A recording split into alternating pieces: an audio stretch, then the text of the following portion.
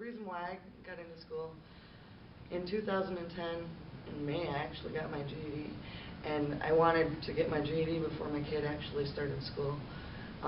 So then I figured I got that, and I wanted to better myself and go above that and show my kid that she could do anything. And so I started school, and now I'm to the end, obviously. Yeah. She wanted to start back. So with me, I was in school twice already, and I didn't finish both times. So I moved down here to cities, and Tina started going to school. So then I was like, well, maybe I should, just to do something, and I wanted to continue.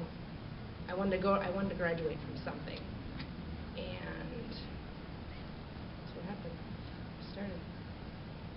Yeah, we just pushed her, or she wanted to better herself too, and we thought it was a great opportunity and a good chance for her. And then he started. Yeah, I had two friends here, obviously.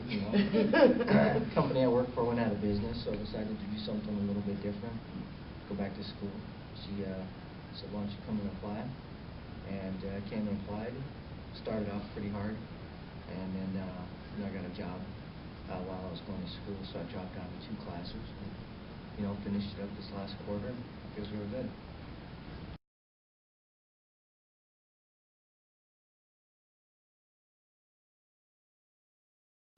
Who would have thought?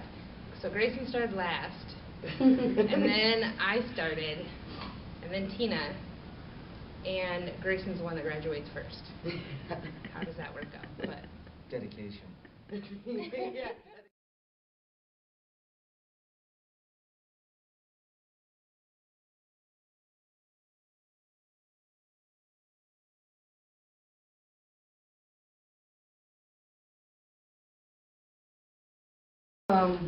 I've been through a lot of struggles on this journey.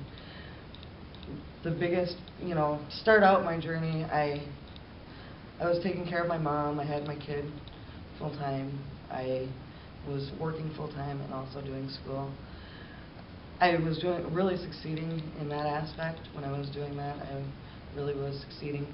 But then things happened and my path changed, and I ended up moving to southern Minnesota and ended up getting into an abusive relationship, and that was probably one of the hardest struggles, to try to keep up with my schoolwork and deal with that situation.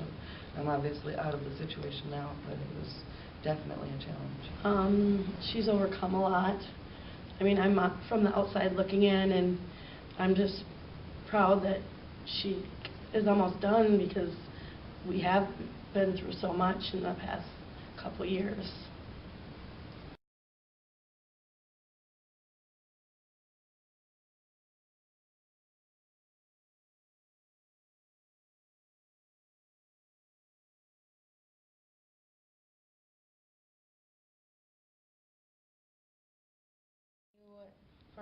For myself, when I first started out in college, 2003, right out of high school, I didn't have that sense of urgency. I didn't really so much care as to what my future was going to be like. But now that I'm older, it's all about my future. It's what I can make of myself now.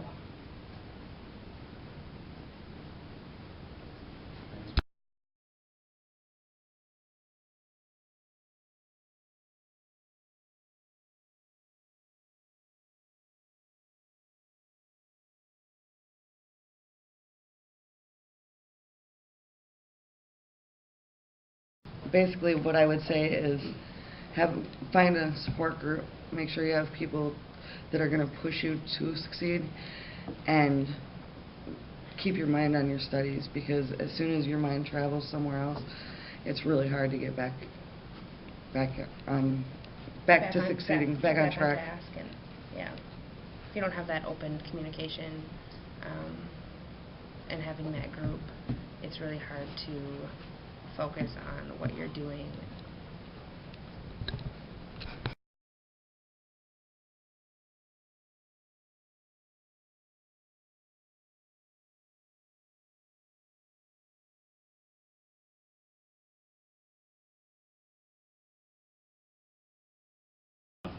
went through school, they did it together. You don't find that a lot of days now. People go to school, they try doing it on their own. They might have one friend, but 3 of them together and stick it out all the way to the end. That's pretty commendable. No, you're gonna make me cry. When they're all walking down the aisle together and that day comes, it's gonna be really emotional, and they don't know how proud I am of all 3 of them.